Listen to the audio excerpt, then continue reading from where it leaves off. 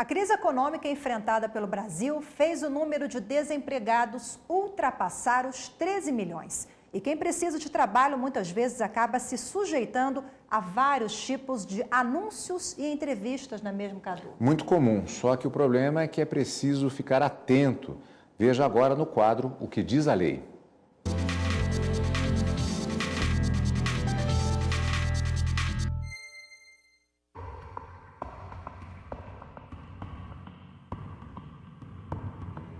Anúncios que assustam, de tão constrangedores parecem piadas de mau gosto.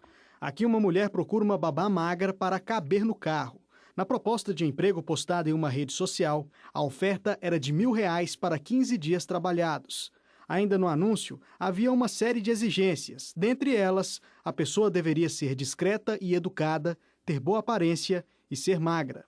Neste outro caso, também publicado nas redes sociais, para trabalhar em um food truck, a candidata à vaga teria que ser bonita, comunicativa e desinibida.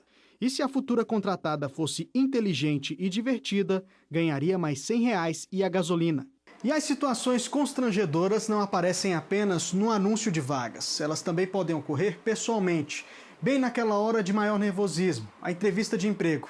É sentado frente a frente com o entrevistador que o candidato à vaga se vê diante de uma situação que, em alguns casos, pode gerar desconforto. O que mais me incomodou foram as perguntas pessoais, que foram muitas. Meus pais, profissão dos meus pais.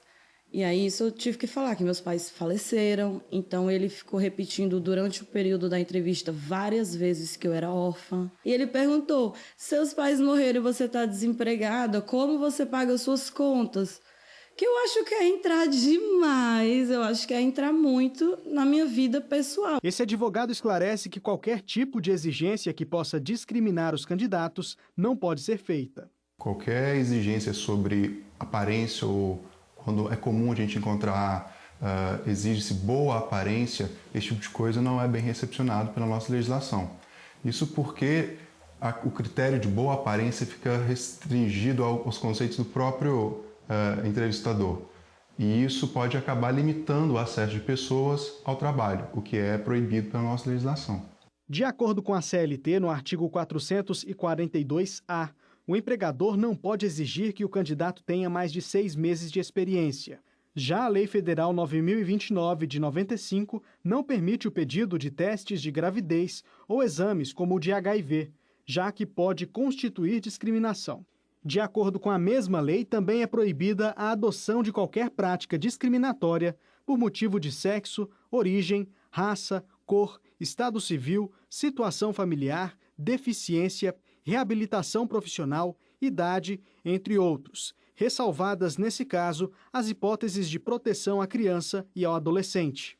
O que deve ser exigido e o que deve ser observado são as peculiaridades e as competências do indivíduo. A Constituição Federal assegura que pode haver reparação e indenização não apenas em casos de dano material, quando o empregado sofre prejuízo por causa da conduta do empregador, mas também quando a empresa causa algum constrangimento para o candidato à vaga. O ordenamento jurídico hoje ele está bem aparelhado para que nós não esperemos que o dano aconteça.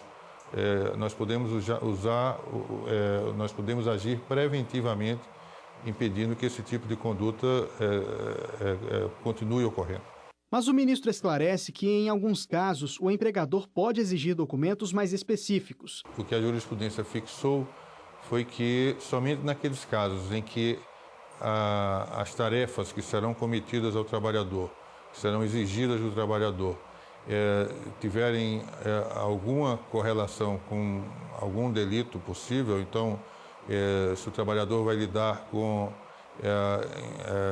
dados bancários, né, dados supostamente sigilosos, telefônicos, o que quer que seja, de clientes do empregador, em princípio o empregador pode fazer essa exigência, a exemplo também do que pode acontecer com o empregador doméstico em relação ao empregado que vai cuidar de sua residência, de filhos, de pessoas idosas. Olha, em pleno 2018 a gente vê exigências esdrúxulas como essa, né, Cadu? Eu acho que infelizmente a gente vai ver por muito tempo ainda.